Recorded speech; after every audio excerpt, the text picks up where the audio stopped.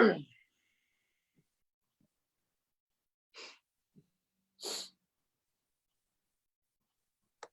are live. We are. Awesome. This is great.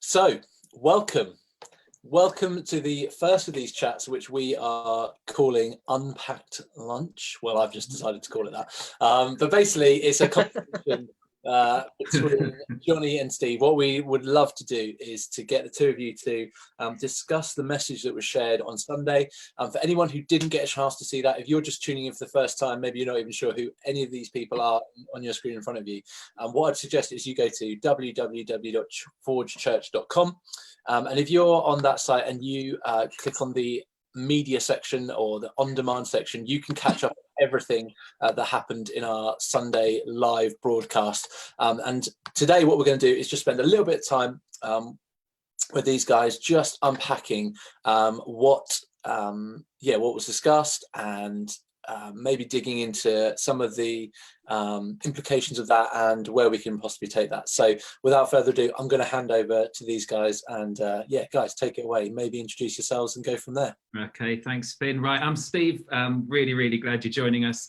Johnny, you spoke on Sunday. It was the start of a new series called This Changes Everything. So tell me, has there been anything in your life that has happened that has actually changed everything for you? Cool. Well, hello everybody. My name is Johnny. If I haven't met you already, so I'm really glad you're tuning on. It's weird. This is the first Facebook Live I've ever been on, so I guess this changes everything for me. This changes everything. I think so. In terms of my life, I haven't faced any big critical moments where I can look back on and think, you know what, there was that one thing, and life has never looked the same since, and I'll always draw back on that. But there have definitely been times where I think I look back on and think, oh wow, that was a definitive moment that's really brought me to where I am today, or placed a passion within me that I still hold on to, and that kind of thing. So one of those would be thinking back to probably when I was about 14 years old. Emily Hannah, who is on staff at the Forge, many of you might know her. She was actually my youth worker when I was 14 years old. So that gives you an idea to how old Emily is. I'm 40 now, so that's, I can remember having a conversation with Emily Hannah during a time where she used to work for a young people's organization, and asking if I would come and be a young person's leader at a young people's event in Ipswich. And for me, it's, looking back on that, it was, volunteer role at, monthly youth event or whatever.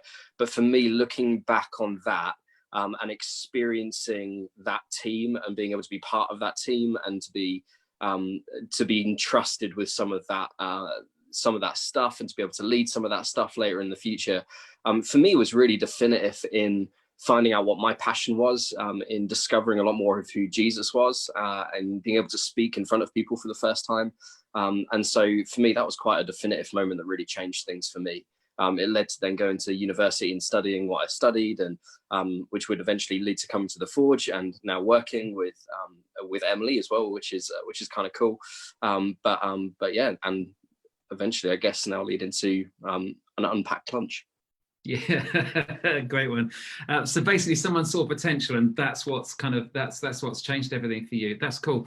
We are living in ever-changing times, and so how has the coronavirus affected the Abbott household? How's your life changed just over this last little while? Well, my Abbott household is also an Abbott Fenning household, not because I live with Steve, although our sort of wallpaper kind of looks similar. Your pictures are normally like hung better than ours are. But I live with Sam as well, and so we're hanging out here, and it's been fun. I'm definitely been made aware of fortunate position we're in terms of haven't got kids, haven't got families to look after here and stuff like that. So we've had fun. We've played a lot of Yahtzee, which has got fairly competitive at times. Disney Plus has served us well. Working from home, so for me and Steve, we've been on Zoom calls for about 6 hours today. So that's a different way of working and a different way of communicating. So that's been That's been cool. I had my haircut cancelled just before the lockdown, and so hence why I'm wearing a hat. So that's changed things for me. But being someone who's very extroverted, not being able to go out and see people and just be around people, I think, is definitely been something that's different and changed. So, but yeah, very aware and a very fortunate position to others and definitely around the world as well. Really fortunate. Cool. Yeah, well, I'd identify with that, being an extrovert of desperate to meet up with people. Right, yeah. So, yeah. Hey, Johnny, you did a great job on Sunday when you spoke as you launched this series. It would just be really good if you can you just highlight what would be the key things from the message that you brought on Sunday that were kind of really important for you? Sure. So this changes everything was a series we put together a few months ago, probably 4 full months ago, even 5 months ago, looking at Easter, wanting to look at these 3 chapters that this Dr. Luke writes, and really engaging with that and that story of the lead up of Jesus's death and resurrection, and really what's some of the stuff within that we can tease out. And we didn't realize that This Changes Everything was going to be a title, but really did, really, maybe it was prophetic in all the wrong ways, but in launching that, it was kind of cool to be able to work on a little bit of where we're at now. It's, really relatable and everything else. And so in terms of where we are now, was really drawn to and started the talk, if you heard it, looking at that quote by Charles Swindoll, sort of saying, actually, really, life is 10% what happens, 90% how you respond to it. And more than ever, it's our choices that really matter in situations like this. But more often than not, our choices, as much as we don't like to perhaps admit it, our choices as a default far more look inwards to ourselves to help ourselves rather than look outwards to help others. We tend to look out for self first, me first, everybody else second. But it's in this story of that Luke writes as Jesus approaches what he knows to be his death, that Jesus has a lesson that really speaks into this. And I sort of said it, but Jesus has this lesson as one of his last lessons that he's going to give his disciples before he leaves. And we know that last words are significant. It's the last word and the final word that a judge gives in a court, or the last word that you speak to your family members if you're going on a long trip, or whatever it is, or even on a deathbed. It's last words that really matter. And so as one of Jesus's final lessons, he speaks about servanthood. Whilst it's not mentioned in the talk we gave, but in other accounts of Jesus, it even talks about him washing his disciples' feet as part of this message. But it's in this time that he just examples, as he does throughout his whole life, around this attitude that says, no, not me first, everybody else first, me second. And that's going to be the storyline that I want to give to people. And so there's this moment in the garden where he does pray that prayer, not my will, but yours. And he sweats blood, and it shows the stress and the sacrifice. But that's the storyline that Jesus invites us into, not one of comfort, not one of ease, but one of sacrifice, one that says, you know what, actually to live the life in which God wants us to lead, I'm going to put other people first. Okay, so you used that quote near the end of your talk of Jesus in the Garden of Gethsemane, not my will, but your will be done. How does that change everything, though? Sure. So it's probably worth saying, like, that phrase, not my will, but yours, is perhaps one of the most contested or looked at, or perhaps even confusing would probably be the best word, lines in the Bible. I mean, if Jesus is praying to God and if Jesus is fully God, then how can it be, what about God's will and my will? I mean, aren't they the same thing? Is Jesus not fully God and the rest of it? Whilst this is really sort of debated and spoken about and has a whole bunch and array of different questions that really recommend you look into and read about if you're interested, what it's really saying and what it's really suggesting, I think, is that Jesus is fully man, fully human, and he has a human will as a result, but he also has a fully divine, godly will that would be exactly the same as the Father, exactly the same as God, as in one person. And so it's just this battle within Jesus that says, not my will, not my human will, not my will that's like everybody else, not the will that buys into the story of the world, but actually it's going to be the will of my Father. It's going to be my will that I know is a storyline that offers to help other people first. And so I think that question, how does that change everything for us? And I'm like, we all face battles, we all face those internal thoughts where we kind of know what's right, we kind of know what's selfless, but we also know what's selfish. And it's normally when nobody's looking. It's when you can put your head over your left shoulder and your right shoulder, nobody's looking, but you can still decide to make the decision that's selfless. And so use the example of in the supermarkets, and feels like supermarkets are filling up now, whatever, but even in the last 2 weeks, how easy is it to look at the shelves and think, well, I wouldn't normally get, and I'm not going to hoard, I'm not going to be the extreme, but I'm just going to get a little bit more of what I want so that, I can be a little bit more comfortable, maybe at the expense of somebody else's need. And I think there's a whole bunch of times each day that we're faced with that dilemma, or faced with decisions that we can make that decision on. Something I haven't done, but maybe you could do, is that even within a week, try and capture every decision you make that's going to impact somebody else and write it down. And I would hazard a guess that list would be more substantial than would be willing to recognize normally.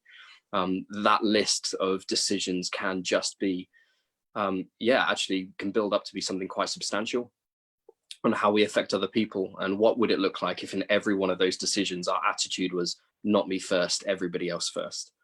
Sure.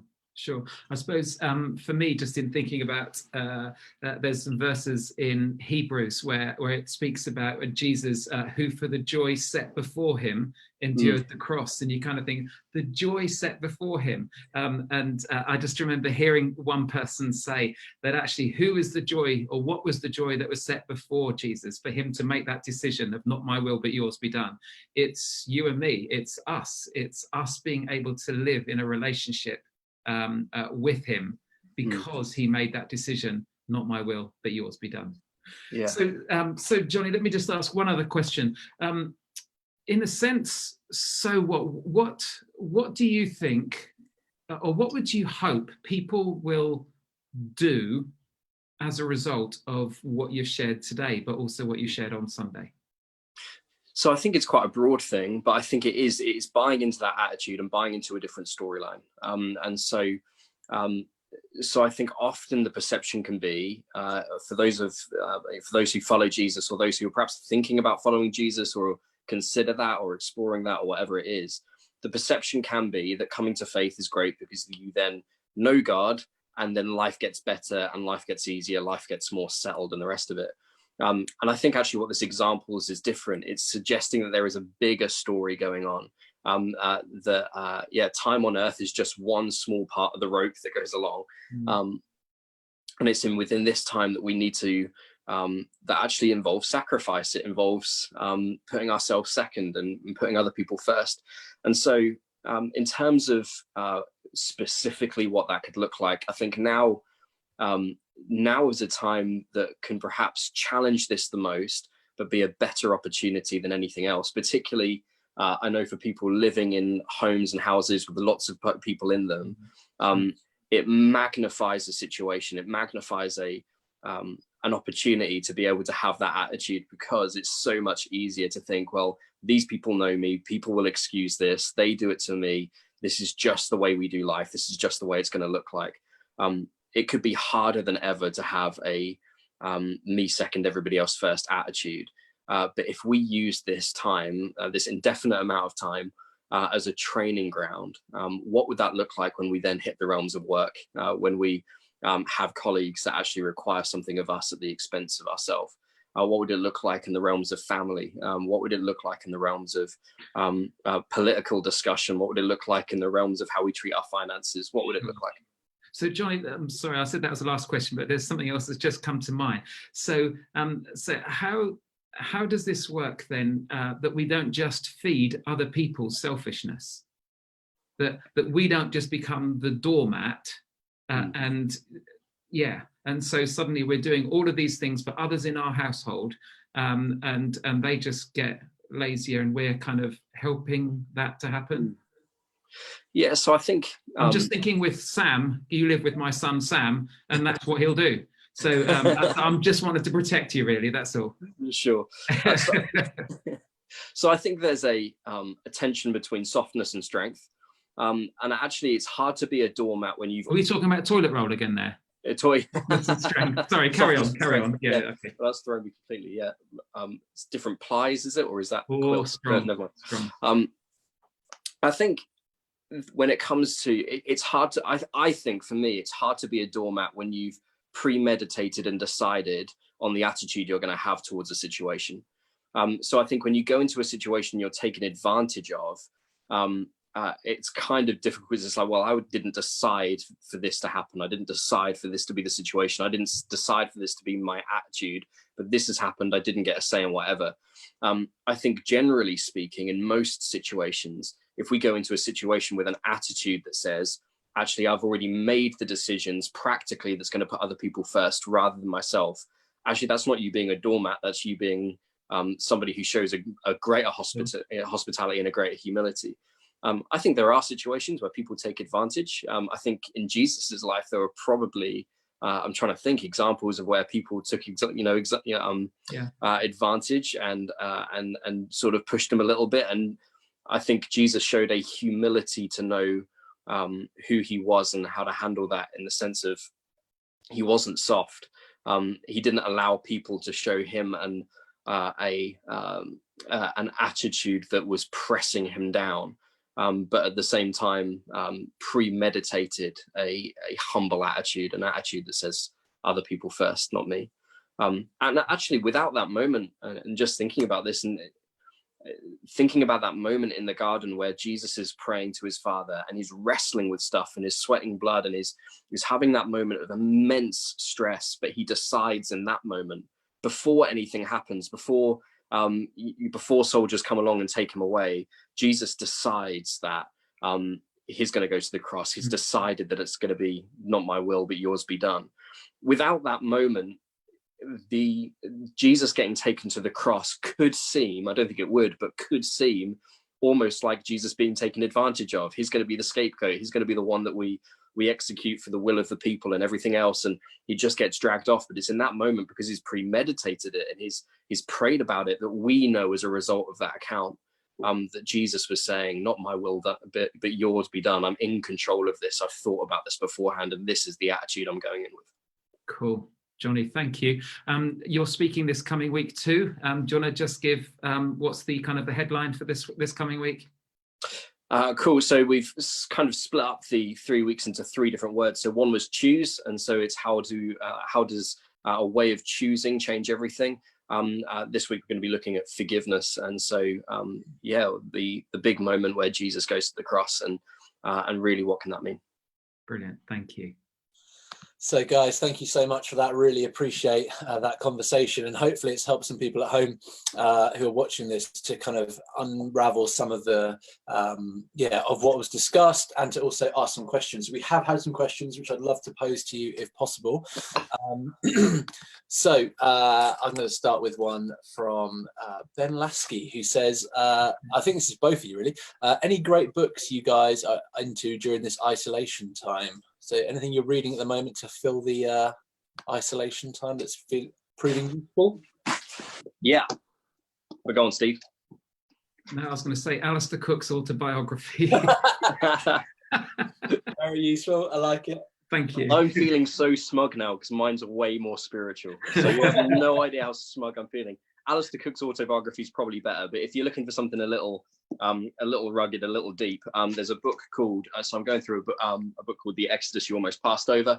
It's by a rabbi. So if you fancy your rabbi side, then fancy that. But it's all about the Exodus, looking at some really cool little questions. So for most people, that's probably the worst idea of a read in the world. But for the few of you out there, then definitely recommend it.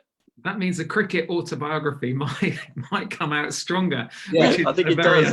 How that sounds less boring. I don't know. Okay, like cricket, cricket or ancient Hebrew scripture. Genuinely a hard decision. So I have a question as well from Timothy Warner, who says, this is a great question. What's the best thing you've realised or the best thing you've discovered since being in isolation? Wow. Well, hard, I know. Yeah, okay. I think one of the best things I've discovered is that a phone call beats a text or a tweet. That actually what we're trying to do is to contact people and to have phone calls with them, and the appreciation that's been shown just from a 5-minute phone call has been huge.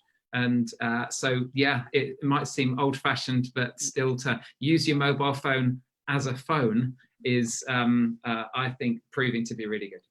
Yeah, it's good. Anything from you, Johnny? I think it's probably, I think it's that in moments of crisis, the things that hold the most worth come to the surface. So, you know, 3 months ago, conversation around celebrity would have dominated conversations around healthcare.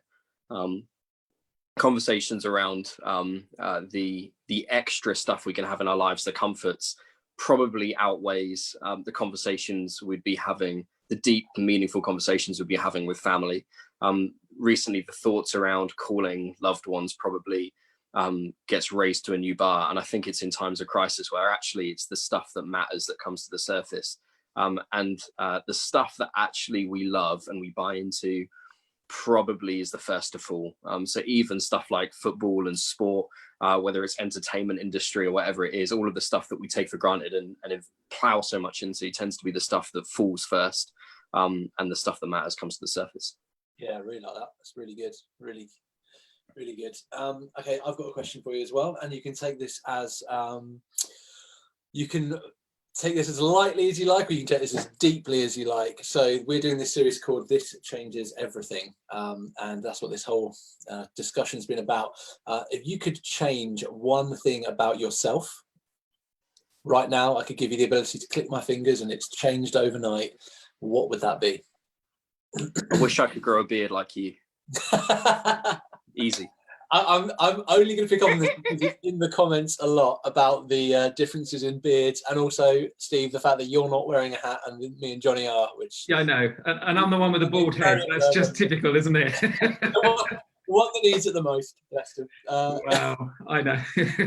That's one thing would I change? I think... I think confidence. I would love to have greater confidence at this time. So confidence to use social media, confidence to be learning new things. I think I would love to have a greater level of confidence. That would be... Yeah, great. That's a quality answer. I don't think we've got any other questions. There's quite a chat now about the historical validity of Exodus going on in the chat. Hey, what you need is the Exodus You Almost Passed Over by Rabbi David Foreman. That's and is no one mentioning about Alistair Cook's final international batting average? Weirdly, yeah. Well, there ain't any comments about that in the chat. I cannot believe it.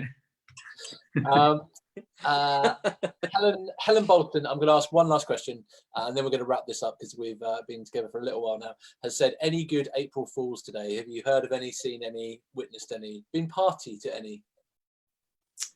Helen Bolton, what are you doing? Okay, I got when we came onto our staff team Zoom call for our meeting this morning, that everyone was making out that they couldn't see me or hear me.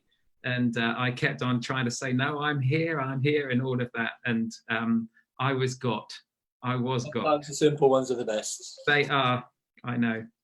Johnny, seen or heard any today, or is there? Well, I didn't hear Steve this morning. But... Shut up. So that's the only one. Yeah, we didn't. Well, at least as far as I'm currently aware of, we didn't partake this morning in the Abbott Fenning household. Okay, guys, this has been great. Thank you so much for your time. Thank you for taking the time to unpack this.